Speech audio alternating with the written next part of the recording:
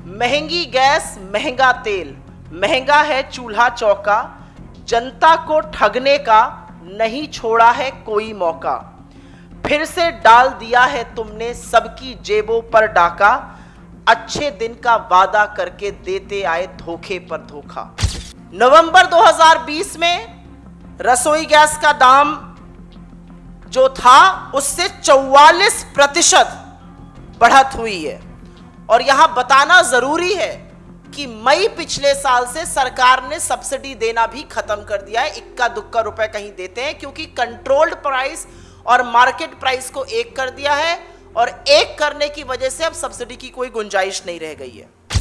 कि आज तमामों रिपोर्ट ऐसी आई हैं जिसमें पूरी तरह से साफ तौर से लिखा गया है कि कनेक्शन मुफ्त बंटने के बावजूद अधिकांश लोग आज लकड़ी पर, कंडे पर, चूल्हे पर खाना बनाने को मजबूर हैं। तो जो बहते आंसू कभी मोदी जी को दिखते थे, लग रहा है वो भी दिखने बंद हो गए। आप सबको हमारा नमस्कार। स्पेशल प्रेस वार्ता पर मेरे साथ मेरे सहयोगी और मित्र अलका लांबा जी, अमृता धवन जी, राधिका खेड़ा जी हैं। और जिस तरह से आप देख रहे हैं, ये एक स्पेशल प्रेस वार्ता है जहां पर हमने एलपीजी के सिलेंडर तो रखे ही हैं, चूल्हा भी रखा है और उसमें कंडा भी डाल दिया है और खाली कढ़ाई भी डाल दी है, क्योंकि यही सच है आज देश का। आज देश का यही सत्य हम आपके माध्यम से ये मुद्दा उठाने के लिए, देश के सामने देश की आवाज को मुखरित करने के लिए और सोती हुई कुंभकर्ण की नींद की सरकार को जगाने के लिए आए हैं। हम आशा करते हैं कि उनके कान पर कोई तो जू रेंगेगी, क्योंकि कल इसी मंच से पेट्रोल और डीजल के दामों में जो आग लगी है और सरकार ने उस पर जो मिथ्या, जो पाखंड फैलाने की कोशिश करी है, उसका पर्दाफाश हमने इसी मंच से किया था। और कल ही सरकार ने वो पर्दाफाश हुआ, उनका पाखंड सबके सामने आया, उनकी विफलता सबके सामने आई।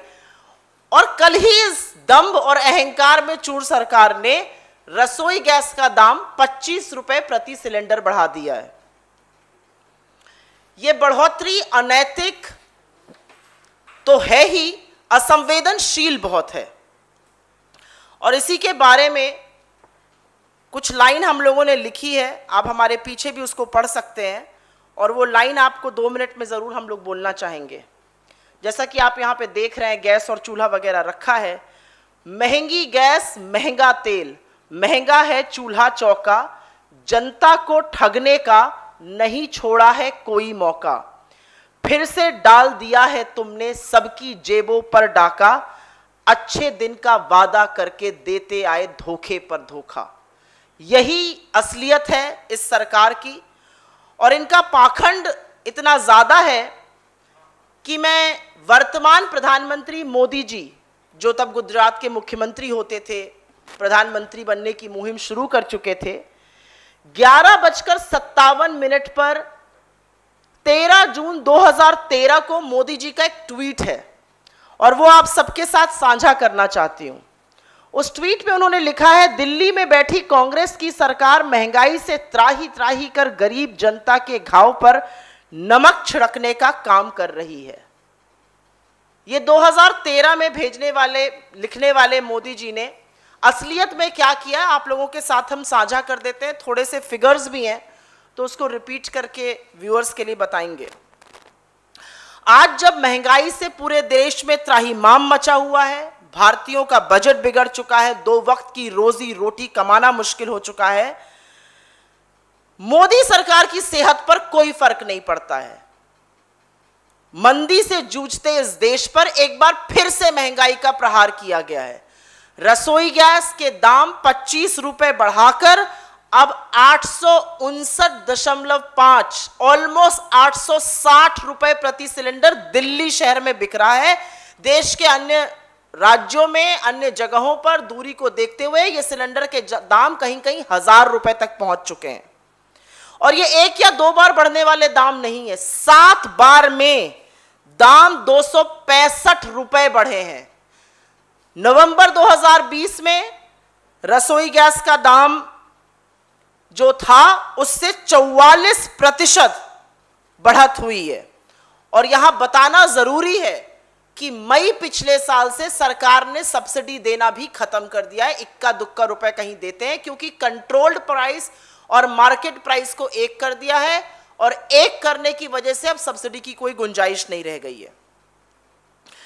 ये इसलिए ज्यादा अनैतिक है और इसलिए ये ज्यादा आप नमक मिर्चा रगड़ रहे हैं घावों पर, क्योंकि इस समय देश आर्थिक मंदी के दौर से गुजर रहा है, बेरोजगारी से गुजर रहा है, आय 97% लोगों की कम हो गई है, 32 लाख नौकरियां एक महीने में चली गई हैं। तो ये नमक मिर्च रगड़ना तो है ही, लेकिन ये सरकार के दंभ, अहंकार, उनकी असंवेदनशीलता का इससे बड़ा परिचय और कोई नहीं हो सकता था। और जब सवाल पूछिए तो 7 साल में सत्ता में होने के बावजूद दोषारोपण होगा पहले की सरकारों पर, दोषारोपण होगा राज्यों पर, और दोनों दोषारोपण पाखंड, मिथ्या फैलाने वाले गलत हैं। मैं एक बात यहां पर पुरजोर तरीके से बोलना चाहती हूं कि दामों में यह वृद्धि केवल वैश्विक वृद्धि का नतीजा नहीं है, क्योंकि अगर सऊदी अरामको का दाम देखा जाए, जिससे कि हमारे एलपीजी सिलेंडर का दाम तय होता है, तो वहां पर दाम $611 प्रति मेट्रिक टन है। रुपए और डॉलर का एक्सचेंज रेट 69 रुपए 22 पैसा है। अगर इन दोनों को मिलाकर देखा जाए तो सिलेंडर इस समय 600 रुपए पर बिकना चाहिए था। तो 600 रुपए पे ना बिककर 860 रुपए पर सिलेंडर क्यों बिक रहा है? यह सवाल बार बार पूछा जाएगा कि मुनाफाखोरी आम जनता की गला रेत कर, आम जनता की कमर तोड़कर क्यों करी जा रही है। यह डिफरेंस समझना जरूरी है। जो सिलेंडर 600 पे मिल सकता था वो आज 860 रुपए पर और कई जगहों पर 1000 रुपए पर बिक रहा है। ऐसा क्यों हो रहा है? मुनाफाखोरी क्यों कर रही है सरकार? इसका सिर्फ एक जवाब है, ये अचानक से अनभिज्ञ होकर अजी हमें पता ही नहीं था, ऐसे नहीं हो रहा है। ये बहुत सोची समझी रणनीति का नतीजा है। और मैं इसलिए ये कह रही हूं और पूरी जिम्मेदारी से ये कह रही हूं, जब हमारी केंद्र में सरकार थी तो 1,47,000 करोड़ रुपए की सब्सिडी हम देते थे 2014 तक। उस सब्सिडी को घटाकर 12,000 रुपए मात्र कर दिया गया है। तो सरकार ने पहले ही मन बना लिया था कि हम कोई भी रियायत, कोई भी राहत नहीं देंगे लोगों को। यह सर्वविदित है कि सरकार ने फ्यूल टैक्स से, ईंधन पे कर से 4,53,000 करोड़ रुपए कमाए हैं, लेकिन उसके बाद भी बजाय राहत देने के, बजाय वसूली कम करने के, आम जनता की जेब पर डाका डाला जा रहा है। एक बात यहां पर बतानी और बोलनी जरूरी है, जब गैस सिलेंडर की बात करो तो सरकार के प्रवक्ता, उनकी ट्रोल आर्मी, उनके मंत्री, खुद प्रधानमंत्री जी सीना ठोकने लगते हैं उज्ज्वला योजना का। अभी एक और नया झुंझुना है कि हमने उज्ज्वला 2.0 लॉन्च करी है। मैं एक सवाल पूछना चाहती हूं सरकार से और प्रधानमंत्री जी से, आप कितने ही मुफ्त कनेक्शन बांटते रहिए, आप कितने ही बड़े सेल्समैन बन जाइए, सेल्समैन ऑफ द ईयर का अवार्ड तो खैर प्रधानमंत्री जी को मिलना ही चाहिए, आप कितने भी ये झुंझुने बांटते रहिए, कितने लोग इस देश में आज ऐसे हैं जो 860 रुपए प्रति सिलेंडर खरीद सकते हैं? 23 करोड़ लोग इस देश में गरीबी की सीमा रेखा के नीचे चले गए हैं। इसमें से कितने लोग 860 रुपए का सिलेंडर खरीद सकते हैं? इसका जवाब सिर्फ मोदी जी दे सकते हैं, क्योंकि ये पाखंड जो होता है ना उज्ज्वला पर, ये बंद होना चाहिए। और इसीलिए ये जो चूल्हा है या जो लकड़ी है, ये प्रतीक है कि आज देश में हो क्या रहा है। याद रखिएगा कि आज तमामों रिपोर्ट ऐसी आई हैं जिसमें पूरी तरह से साफ तौर से लिखा गया है कि कनेक्शन मुफ्त बंटने के बावजूद अधिकांश लोग आज लकड़ी पर, कंडे पर, चूल्हे पर खाना बनाने को मजबूर हैं। तो जो बहते आंसू कभी मोदी जी को दिखते थे, लग रहा है वो भी दिखने बंद हो गए। और फिर अंत में मैं ये जरूर कहूंगी, ठीकरा फोड़ना बंद कर दीजिए। आप डिसाइड कर लीजिए कि आप 7 साल से सरकार में हैं या आप विपक्ष में हैं। आपसे जब सवाल पूछा जाता है तो 1947 की बात करते हैं। शुक्र है नेहरू जी की बात नहीं कर दी, यही कहा कि कांग्रेस की वजह से ऐसा हो गया। बहुत बड़ा ढोंग है ये। जिन बॉन्ड्स की आप बात करते हैं, और कल हमारे नेता ने यहां से वो क्लियर किया कि वो भी मिथ्या है। बॉन्ड्स पर आपने वसूली करी है 23 लाख करोड़ की, और बॉन्ड्स पर खर्चा हुआ है उसका मात्र 3%, मात्र 3%, 73,400 करोड़ रुपए। तो हमारी इस सरकार से मांग है और पुरजोर मांग है कि आर्थिक संकट के इस दौर में जो गैस के दामों पर आपने आग लगा दी है, और ये आपका महिला विरोधी चेहरा दिखाता है, क्योंकि महिलाओं को ही इससे सबसे ज्यादा प्रताड़ित किया जा रहा है। गैस खरीदी नहीं जाती है तो महिलाओं को ही चूल्हा चौका करना पड़ता है, महिलाओं को ही कंडा लकड़ी पर खाना बनाना पड़ता है। तो आप बेकार की ये मिथ्या मत फैलाइए। महिला विरोधी आपका चेहरा है। सबसे पहले तो महिलाओं के बजट में जो आपने गड़बड़ कर दी है, देशवासियों के बजट में गड़बड़ करिए, उनको राहत लाइए, दामों को कम करिए, परिवारों को इस आपदा के दौर में बचाइए और थोड़ी सी संवेदनशीलता और नैतिकता दिखाइए, जो आप पूरी तरह से भूल चुके हैं।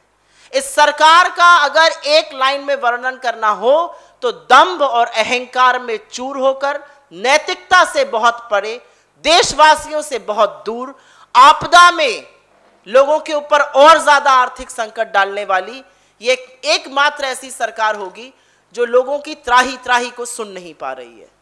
मैं रिक्वेस्ट करूंगी कि अलका जी इस पर कुछ बोलें।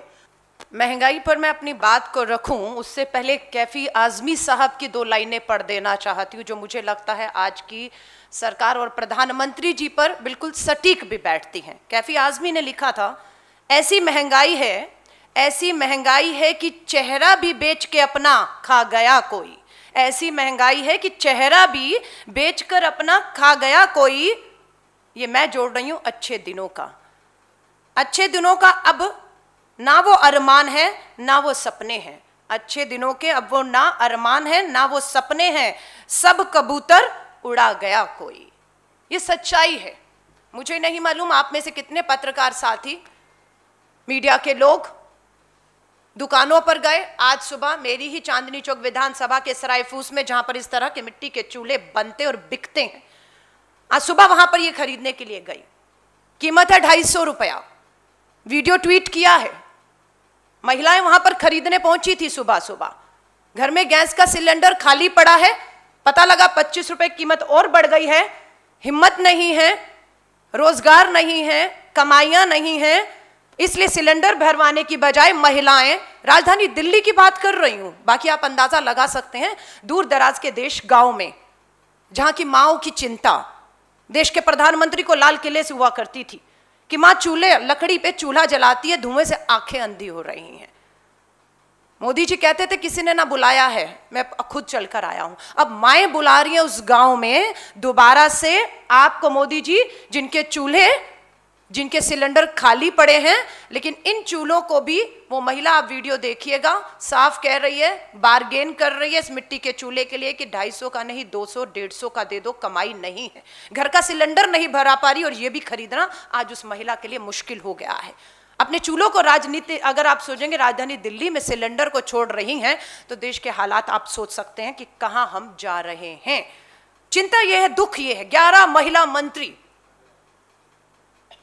बहुत बड़ा हमें कहा गर्व करिए, फक्र करिए, देश में 11 महिला मंत्री, पहली बार इतनी बढ़िया महिला मंत्रिमंडल मिला है। खुशी है, लेकिन और खुशी होगी जब वो महिला मंत्री 11 की 11 प्रधानमंत्री जी के पास जाएं, उन्हें मिलें, उन पर दबाव बनाएं कि देश की आधी आबादी, करोड़ों महिलाएं इस समय आपकी महंगाई की मार का बोझ नहीं सह पा रही हैं, उनके चूल्हे बंद हो रहे हैं। तब तो हम देखेंगे इन महिला मंत्रियों का कोई फायदा है। मुद्दों से भटकाने के लिए बेरोजगारी, महंगाई, पेट्रोल, डीजल, गैस सिलेंडर के बढ़ते दामों से ध्यान कहां भटकाया जा रहा है। अलीगढ़ आज हरिगढ़ हो गया, अलीगढ़ आज हरिगढ़ हो गया। देखते ही देखते घरेलू गैस का सिलेंडर 1000 पार हो गया। मुद्दे हैं क्या इस देश के?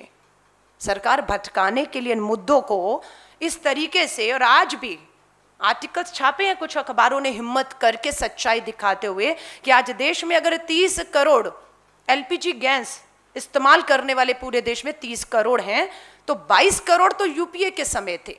आप दावा करते हैं कि आपके आने के बाद उज्ज्वला, प्रधानमंत्री उज्ज्वला योजना के तहत 8 करोड़ पहले फेज में आपने फ्री कनेक्शन दिए और 1 करोड़ अब देंगे, कुल मिलाकर 9 करोड़। पता तो करिए वो 9 करोड़ खाली सिलेंडरों को भरवाने के लिए कितनी महिलाएं या गृहिणियां आगे आई हैं। खाली सिलेंडर पड़े हैं उनके घरों पर। पर प्रधानमंत्री जी आज हम सुबह से देख रहे हैं, शायद महंगाई पर, शायद पेट्रोल डीजल एलपीजी गैस के बड़े दामों पर कोई ट्वीट करेंगे। पार्लियामेंट का सत्र चल रहा था, 1 जुलाई को दाम बढ़े थे 25 रुपया घरेलू गैस सिलेंडर। 19 तारीख से जुलाई से लोकसभा का सत्र शुरू हुआ। मालूम था कि राहुल गांधी जी साइकिल पर जब निकले हैं महंगाई का मुद्दा लेकर, तो इस सरकार की हिम्मत नहीं हुई संसद के सत्र के चलते हुए 1 रुपया भी बढ़ाएं। लेकिन जैसे ही संसद का सत्र खत्म होता है, देश की वित्त मंत्री का बयान आपके हमारे सामने आता है कि पेट्रोल डीजल के दाम तो कम होंगे नहीं।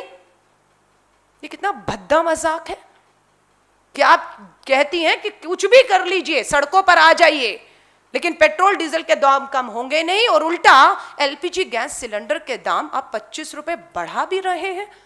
मुझे लगता है ये लोकतंत्र को खुली चुनौती केंद्र की मोदी सरकार से दी जा रही है। मोदी जी ने अपने भाषण में कहा था, आंकड़ों को याद रखिएगा, आंकड़े याद रखेंगे तो सवाल कर पाएंगे। ये मोदी जी के भाषण में आप सुनिएगा।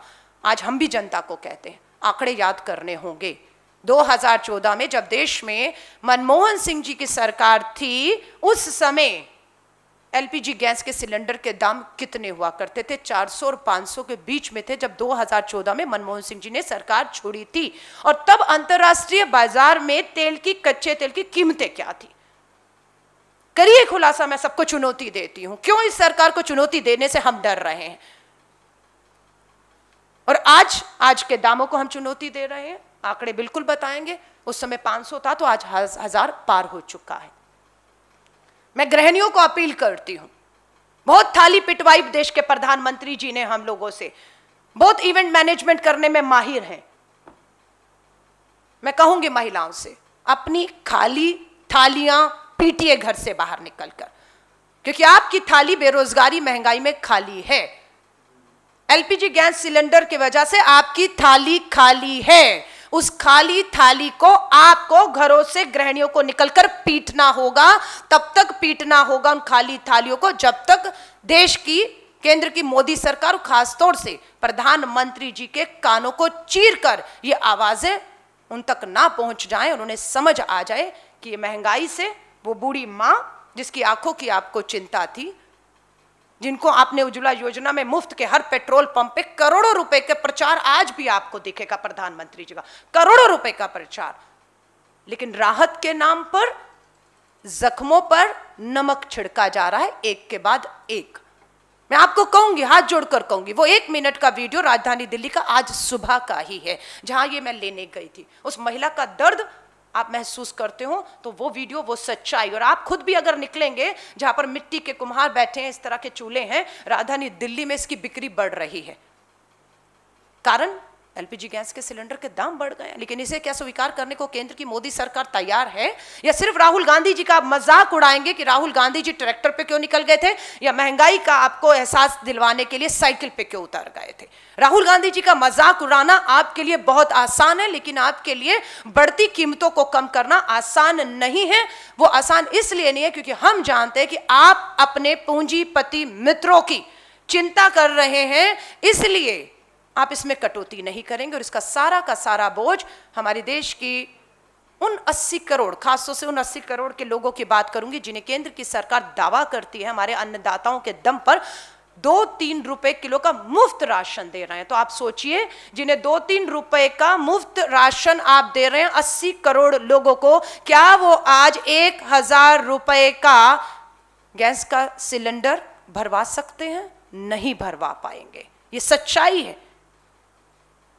नहीं भरवा पाएंगे तो यहां जाएंगे तो जरूर है प्रधानमंत्री जी को ये लकड़ी, ये चूल्हा, इसका धुआं उस मां की आंखों की याद दिलानी होगी।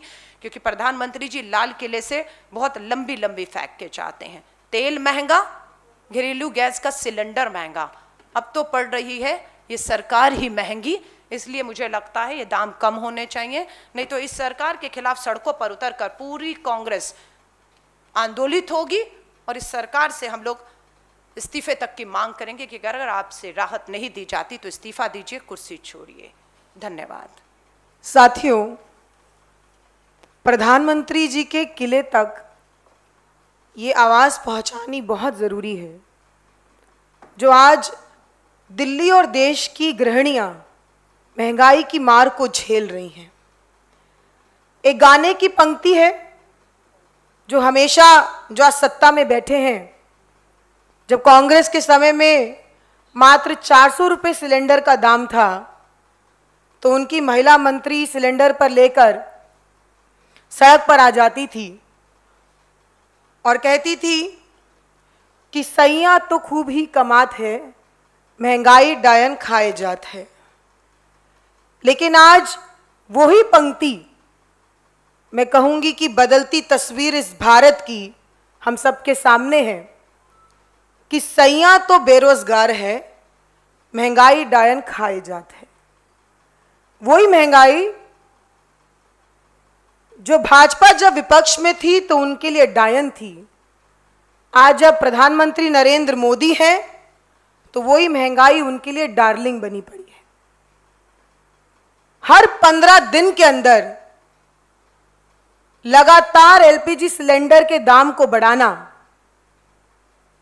और जनवरी 2021 से लेकर अब तक 165 रुपए तक सिलेंडर के दाम बढ़ चुके हैं मात्र 8 महीने में। आखिर ये सरकार चाहती क्या है? ये चाहती है कि इस देश के लोग भूखे नंगे होकर भीख मांगने के लिए सड़कों पर आ जाएं? हम कैसे समझ सकते हैं? प्रधानमंत्री जी को तो गृहिणियों का दर्द कभी समझ ही नहीं आ सकता, वो संवेदनाएं उनके अंदर है ही नहीं। एक परिवार क्या होता है और परिवार पे जब संकट आता है आर्थिक, उसका जो बोझ होता है वो परिवार कैसे उसको देखता है, उसकी पीड़ा को कैसे झेलता है, वो इस देश के प्रधानमंत्री कभी समझ नहीं सकते हैं। आज सिलेंडर का जो दाम है वो सिर्फ गरीब की पहुंच से बाहर नहीं है। आज इस सिलेंडर का दाम जो दिल्ली में 860 रुपए हो गया है, ये मध्यम वर्ग की जेब से बाहर भी है। लोगों से नौकरी छिन गई। कोरोना काल ने न जाने कितने लोगों का घर उजाड़ दिया, कितना आर्थिक संकट परिवारों पे आया, परिवार के परिवार बिखर गए। ऐसे में लोगों को रोजगार देने की बजाय, ऐसे में लोगों को राहत देने की बजाय, ऐसे में लोगों को आर्थिक मदद करने के बजाय ये सरकार जो बचा कुचा पैसा उनकी जेब में बचा है वो भी छीनने का काम कर रही है और अपने पूंजीपति दोस्तों की जेब में डाल रही।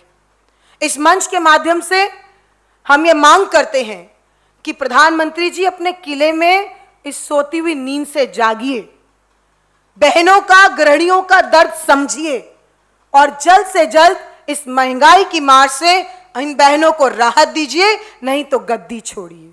जय हिंद। मोदी सरकार का चरित्र चित्रण करना हो तो 4 वाक्यों में किया जा सकता है। सबसे पहला, दिन महंगे बयान सस्ते। हर सुबह जब हम उठते हैं तो किसी ना किसी चीज के दाम बढ़े हुए मिलते हैं, चाहे वो खाने का तेल हो, सब्जियां हो या आज एलपीजी हो। लेकिन बयानों की जो बौछार आती है, चाहे वित्त मंत्री का ये संसद में कहना हो कि मुझे दामों से फर्क नहीं पड़ता क्योंकि मैं प्याज और लहसुन खाती हूं, वो दिन पे दिन सस्ते होते जा रहे हैं और महंगाई की मार दिन पे दिन बढ़ती जा रही है। दूसरा, महंगाई का बोझ, हल्की सोच। महंगाई का बोझ जनता की कमर पे बढ़ता जा रहा है और सरकार की जो सोच है, आपको याद होगा किस तरीके से भाजपा की जितनी भी महिला नेत्रियां थी और हैं, बड़े बड़े सिलेंडर लेकर सड़कों पे उतरती थी और बात बात पर स्मृति ईरानी जी प्रधानमंत्री जी को चूड़ियां भेजने का काम करती थी और महिलाओं को और ज्यादा जलील करने का काम करती थी। लेकिन आज उनकी सोच और इतनी हल्की हो चुकी है, जब राहुल गांधी जी या कांग्रेस कोई भी मुद्दे को लेकर महंगाई के ऊपर सवाल उठाते हैं, चाहे संसद पे हो या संसद के बाहर हो, तो सिर्फ और सिर्फ राहुल गांधी जी का मजाक उड़ाना और उसी के ऊपर अपना सारा वक्त पूरा खर्च कर देते हैं।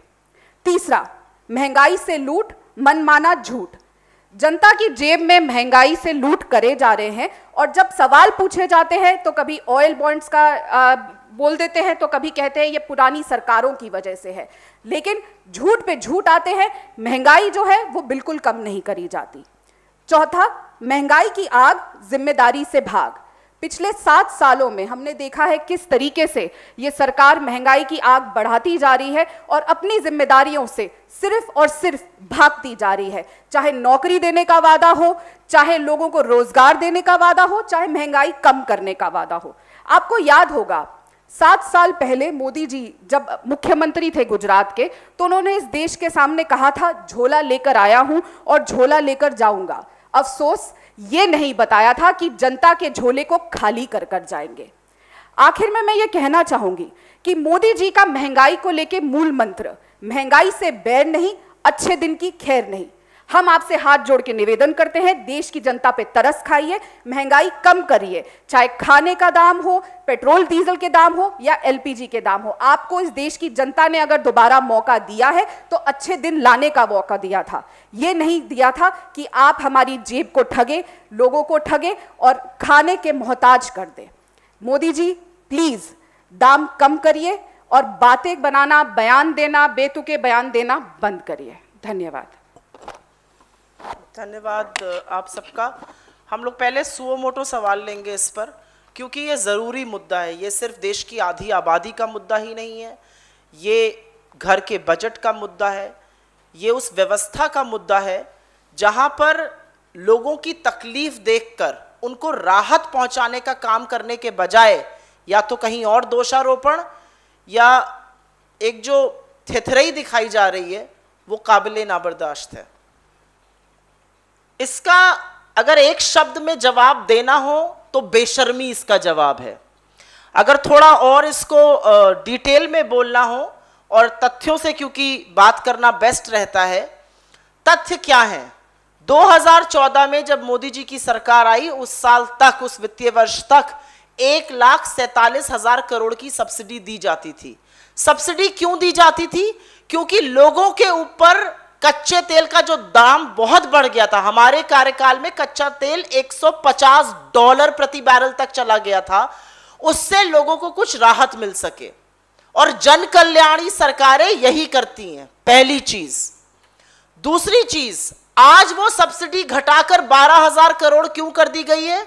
क्योंकि सरकार ने मन बना लिया है कि गैस पर हम सब्सिडी नहीं देंगे। केरोसिन को धीरे धीरे खत्म किया जा रहा है। केरोसिन जो लोग यूज करते थे, मिट्टी का तेल, उन्हीं लोगों को उज्ज्वला के सिलेंडर देने का दावा ठोका जाता है, जिनकी आज ये औकात नहीं है कि वो ये गैस के सिलेंडर भरा सकें। तो आप किसके लिए जन कल्याणी योजनाओं की बात कर रहे हैं? तो पहला झूठ ये है। दूसरा, ये कहीं पर सरकार का अज्ञान दिखाता है। फ्यूल प्राइसेस, डीजल स्पेशली, जो आज 90 से 95 रुपए लीटर पे बिक रहा है, जो गैस का सिलेंडर 860 पे बिक रहा है, ये इन्फ्लेशनरी होता है। ये दामों को लगातार बढ़ाता है। ये दूध का दाम बढ़ाएगा, ये दाल का बढ़ाएगा, ये सब्जियों का बढ़ाएगा, फल का बढ़ाएगा, ये रोजमर्रा की चीजों का दाम बढ़ाता है। 42% दाम बढ़े हैं रोजमर्रा की चीजों के, जिसमें कि खाने के तेल का दाम आज 250 रुपए प्रति लीटर है, सरसों के तेल का दाम। एक छोटा सा आंकड़ा आपके साथ साझा करना चाहती हूं। जो किसान सरसों उगाता है, जिससे हम तेल बनाते हैं, अगर वही 1 लीटर तेल खरीदने जब वो बाजार जाता है, उसको 1 किलो गेहूं बेचना पड़ता है। और अगर उसको महीने भर का तेल खरीदना है तो उसको 1 क्विंटल गेहूं बेचना पड़ेगा। यह फासला है सरकार की नीतियों में और सरकार के शब्दों में।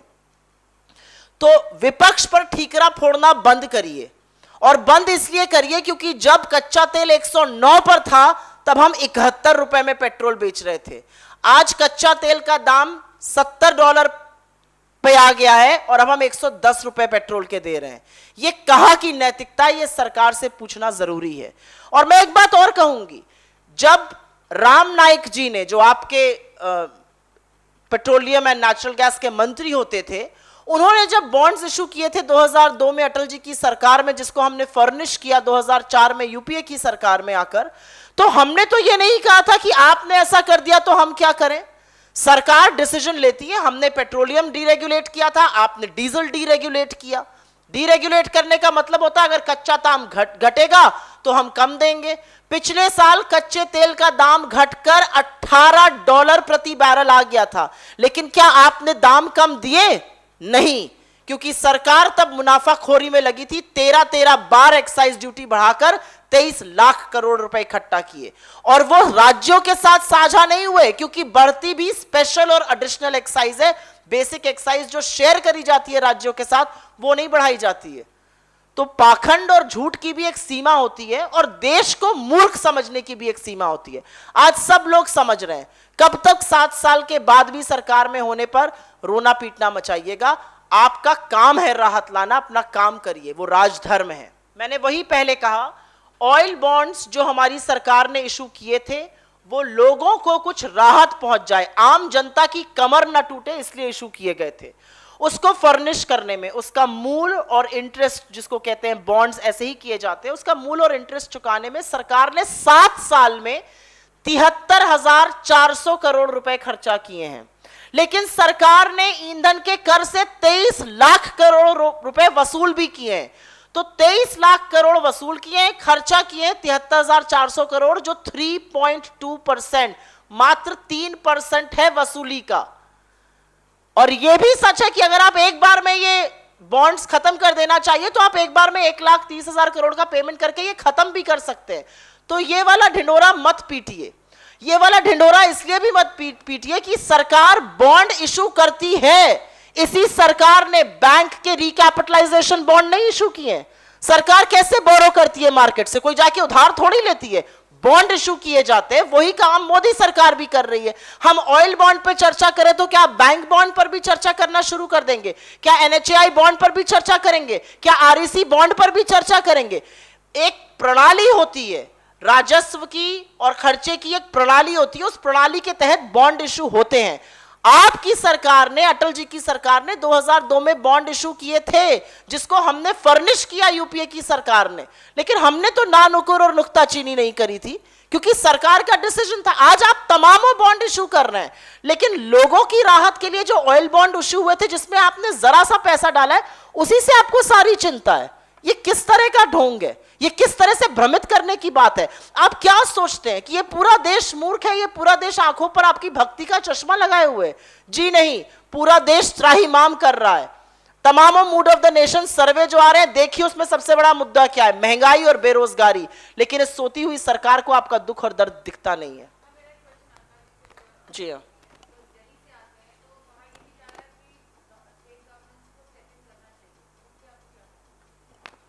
नहीं बिल्कुल। हम राजधानी दिल्ली से आते हैं, और दिल्ली अगर ये कदम उठाएगी, दिल्ली की सरकार, तो जरूर दूसरी सरकारों के पास भी उदाहरण होगा। लेकिन देखने में आ रहा है कि दिल्ली के मुख्यमंत्री की प्राथमिकताओं पर ना दिल्ली है, ना दिल्ली के लोग हैं, ना दिल्ली की बढ़ती बेरोजगारी और महंगाई है। दुख की बात है, उनकी प्राथमिकताओं पर आने वाले 5 राज्यों के चुनाव हैं।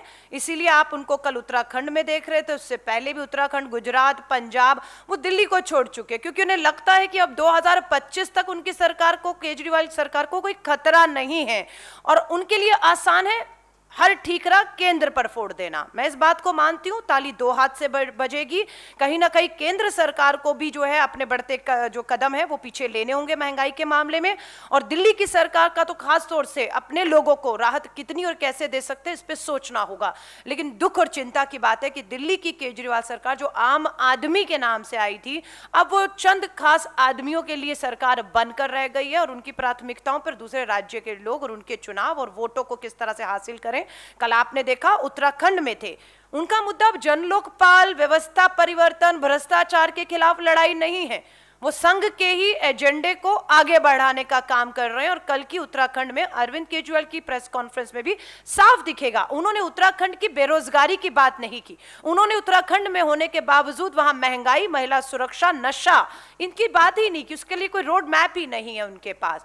वो गए और उन्होंने वही एजेंडा, मैं कहूंगी जो संघ का एजेंडा है, उसे आगे बढ़ाने का काम वो वहां पर कर रहे हैं। और किसी तरह उनकी कोशिश है कि किसी तरह कांग्रेस का जो वोट है उसमें वो सेंध लगाएं और भाजपा को लाभ पहुंचाएं।